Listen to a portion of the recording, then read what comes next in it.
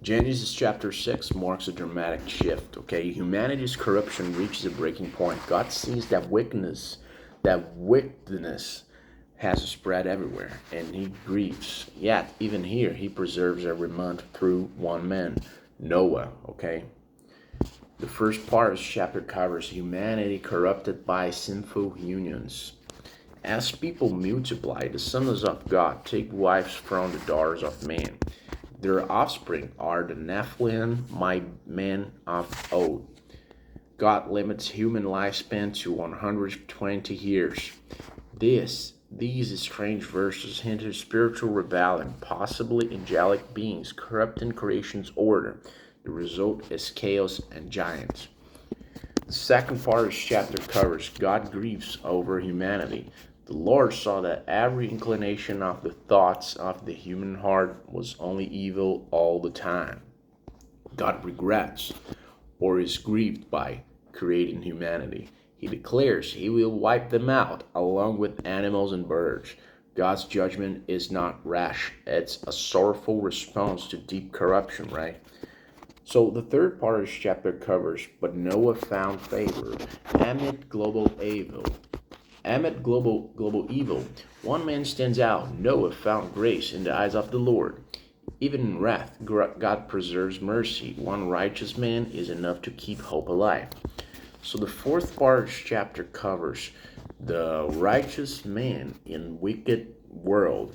Noah is described as righteous, blameless among his generation, walking faithfully with God. He has three sons, Shem, Ham, and Japheth. Like Enoch, Noah walks with God. But unlike Enoch, Noah will walk through the storm, not escape it, right? Let's check it. The fifth part of this chapter covers Noah. Sorry. The fifth part of this chapter covers God reveals his plan. The earth is filled with violence. God tells Noah he will bring a flood to destroy all life. But he gives Noah instructions. Build an ark of gopher wood. Make it with specific dimensions. Prepare for a global reset. Holy crap.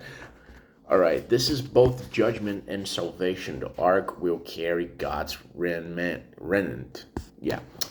Okay, so the sixth part of this chapter covers the covenant begins. God tells Noah, I will establish my covenant with you. Noah is to enter the ark with his family and pairs of animals.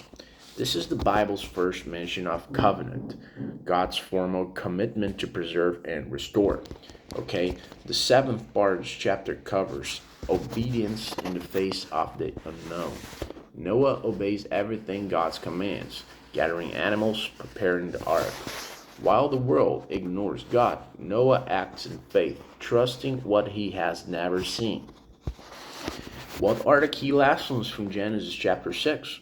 The first one is sin infects everything. Evil grows, not just in actions, but in thoughts, and motives, and systems. The world is filled with violence. Second lesson, God's judgment comes from grief, not cruelty. He is a holy and emotional creator, deeply moved by human wickedness. Third lesson, one righteous life can carry a generation. Noah's faith doesn't just save him, it becomes the path for all future humanity. And fourth lesson, judgment and grace can coexist. The flood will wipe out evil, but also reset creation through a chosen vessel. Fifth lesson, obedience prepares us for storms we've never seen. Noah builds an ark before a single drop falls. Faith acts before the evidence appears, right? So, Genesis chapter 6 reveals how far humanity has fallen, but also how God responds with both justice and mercy. While corruption spreads across the earth, God calls one man to stand apart. Through Noah's faith and obedience, the covenant begins, and a rescue is set in motion, right? Don't forget to hit the like button, subscribe to the channel, and see you in the next one.